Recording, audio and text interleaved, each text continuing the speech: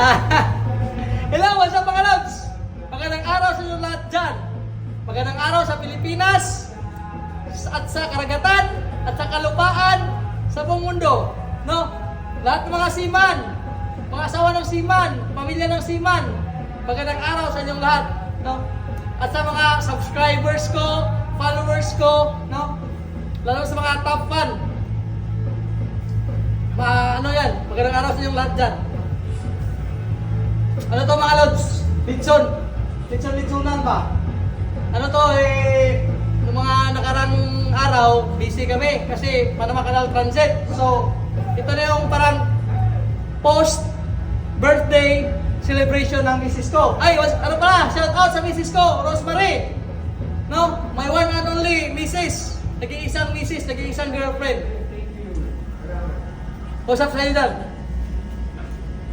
Para sa iyo to, no? Ano to, yung parang, sorry na late kasi busy. At saka, ngayong July 30, ang birthday din ng brother-in-law ko, si Kuy Pards, no? Kuy Pards. Kuya Kuy Pards. Para sa iyo din to, no? Advance birthday celebration. Yung pinaka-gwapo at saka pinaka-macho na brother-in-law ko. Ang hirap mag-ikot kasi napakainit. Medyo maliit lang to kasi yun lang kaya ng bulsa ko eh. Kaya yun lang, no? Nandito pala kami ngayon sa North Pacific Ocean.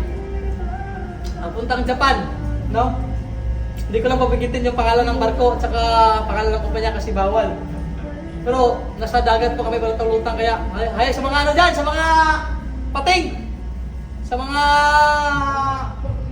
balyena, no? Mga sukoy, sirena, hay! Dito kami sa ngayon sa North Pacific, baka gusto niyo makiparte, pwede. Sama kayo dito, invited kayo lahat, no? Kaya mga sigal yan, dito na mga sigal, in-invite ko rin. Kaya yun lang happy birthday, belated happy birthday sa misis ko at saka sa brother-in-law ko. Mabuhay kayong lahat dyan.